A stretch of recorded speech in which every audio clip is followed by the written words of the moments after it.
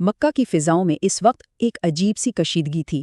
ذرا اس کھنچے ہوئے اور پرتشدد ماحول کا تصور کیجیے، جہاں قریش کے دلوں میں خوف اور بے چینی عروج پر تھی۔ اسلام کی روشنی تیزی سے پھیل رہی تھی اور سرداروں کی بوکھلاہٹ قابو سے باہر ہو رہی تھی۔ آج ہم اسی پس منظر میں ایک ایسے تاریخی واقعے کی تفصیلات جانیں گے جس نے تاریخ کا رخ مکمل طور پر موڑ کر رکھ دیا۔ اب ذرا سوچئے، جو شخص اس وقت اسلام کا سب سے کٹر دشمن تھا، وہ اچانک اس کا سب سے بڑا محافظ کیسے بن گیا؟ ہم بات کر رہے ہیں حضرت عمر ابن خطاب رضی اللہ عنہ کی۔ وہ عرب کے مانے ہوئے بہادر تھے اور مسلمانوں پر ظلم کرنے میں کوئی کسر نہیں چھوڑتے تھے۔ وہ انہیں اتنی بے دردی سے مارتے کہ خود تھک کر بیٹھ جاتے اور پھر دوبارہ شروع ہو جاتے، یہاں تک کہ ایک دن انہوں نے قریش کی بھری محفل میں ایک انتہائی سنگین قسم کھائی۔ انہوں نے کھلے عام اعلان کر دیا کہ وہ تنہا نبی کریم صلی اللہ علیہ وسلم کو شہید کر کے اس مبینہ فتنے کو ہمیشہ کے لیے ختم کر دیں گے۔ اور اس خطرناک ارادے کو مزید ہوا دینے کے لیے ابو جہل نے ایک ہوش ربا انعام کا اعلان کر دیا۔ ذرا اس پیشکش پر غور کیجیے، 100 اونٹ اور 1000 اوقیہ چاندی۔ اس دور کے حساب سے یہ ایک ناقابل یقین حد تک بڑی قیمت تھی، جس نے اس دن کی کشیدگی اور داؤ پر لگی جانوں کے خطرے کو تاریخ کی بلند ترین سطح پر پہنچا دیا تھا۔ حضرت عمر رضی اللہ عنہ اپنی ننگی تلوار ہاتھ میں لیے طوفان کی طرح نکلے، لیکن راستے میں ہی ان کا سامنا حضرت سعد بن ابی وقاص رضی اللہ عنہ سے ہو گیا۔ جب سعد رضی اللہ عنہ کو ان کے اس خوفناک ارادے کا علم ہوا تو انہوں نے فوراً خبردار کیا کہ کیا بنی ہاشم کے انتقام کا کوئی ڈر نہیں، اور پھر انہوں نے ایک ایسی بات کہہ دی جس نے حضرت عمر رضی اللہ عنہ کے قدم وہیں روک دیے۔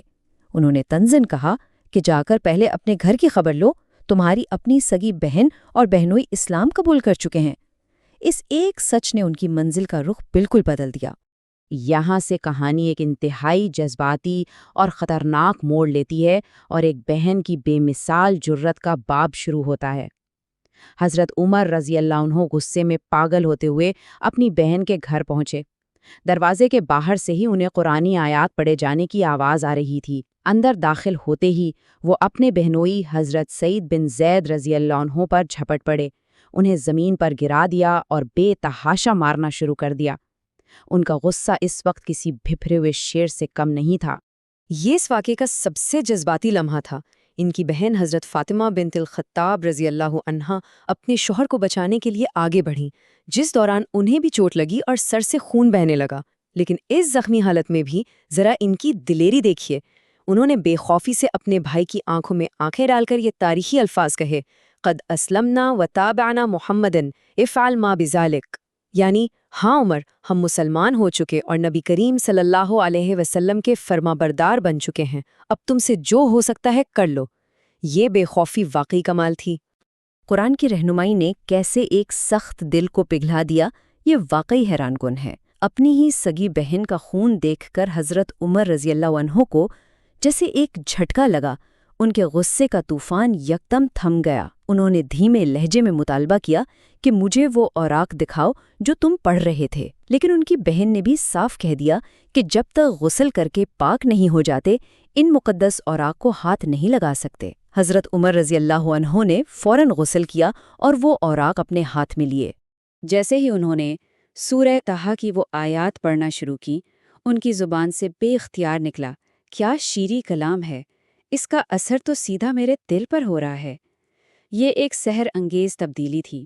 وہ دشمنی، وہ غضب اور وہ نفرت جو چند لمحے پہلے تک ان کے رگو پے میں دوڑ رہی تھی، ان خوبصورت الفاظ کے سامنے برف کی طرح پگھلنے لگی تھی۔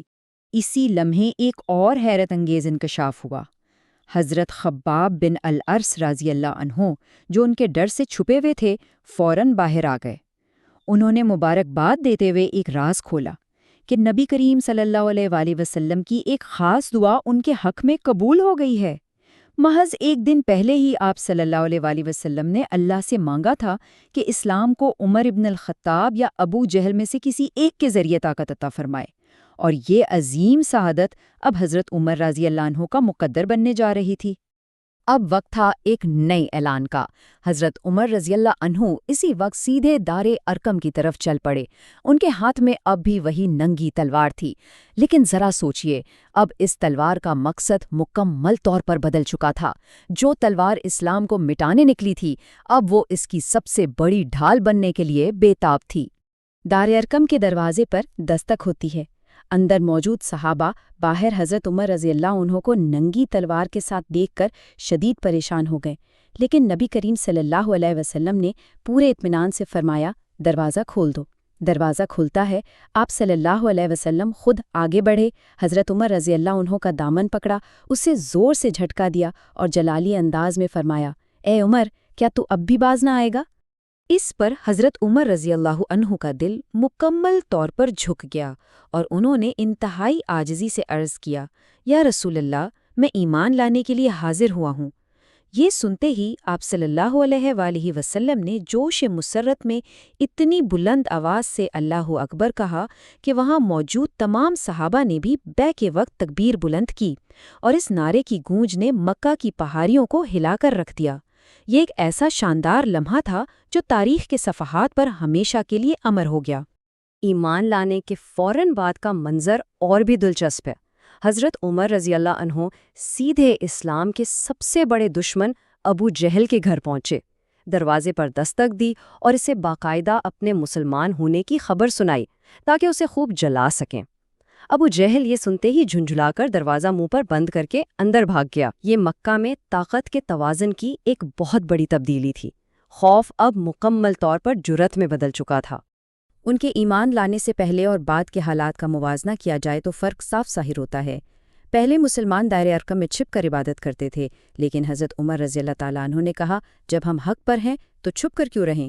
اس کے بعد قریش کی شدید مخالفت کے باوجود مسلمانوں نے پہلی بار بلا روک ٹوک اعلانیہ طور پر خانہ کعبہ میں نماز ادا کرنا شروع کر دی۔ اسلام اب مکہ کی گلیوں میں آشکار ہو چکا تھا۔ تاریخی اعتبار سے یہ ایک بہت اہم سنگ میل ہے۔ یہ واقعہ نبوت کے 6 سال کے آخر میں پیش آیا۔ اس وقت حضرت عمر رضی اللہ عنہ کی عمر لگ بھگ 33 سال تھی، اور ان کے اسلام قبول کرنے کے بعد مکہ میں مسلمانوں کی تعداد ٹھیک 40 ہو گئی تھی۔ اس گنتی نے مسلمانوں کو بے پناہ روحانی اور جسمانی تقویت بخشی۔ اس عظیم الشان واقعے سے ہمیں کچھ لازوال اخلاقی سبق ملتے ہیں۔ شدید ترین مخالفت کے باوجود حق پر ڈٹے رہنا، الہی رہنمائی کی وہ طاقت جو پتھر جیسے دلوں کو بھی موم کر دیتی ہے، اور سچائی کی حفاظت کے لیے ہر طرح کے خوف کو دل سے نکال کر بے پناہ جرأت کا مظاہرہ کرنا، یہ وہ اقدار ہیں جو صرف اس دور تک محدود نہیں رہیں بلکہ آج کے دور میں بھی اتنی ہی سچی اور اہم ہیں۔ اس معلوماتی نشست کا حصہ بننے اور اس تاریخی سفر کو ہمارے ساتھ طے کرنے کا بے حد شکریہ۔ اسلامی تاریخ کے ان شاندار واقعات کے بارے میں مزید جاننے کے لیے دارالحکمہ چینل کی دیگر ویڈیوز ضرور دیکھیں۔ لیکن آخر میں ایک سوچنے کی بات، اگر ایک کٹر دشمن حق کا سب سے بڑا محافظ بن سکتا ہے تو کیا ہم حق کی خاطر اپنی زندگیوں میں ایسی کوئی مثبت تبدیلی لانے کا حوصلہ رکھتے ہیں؟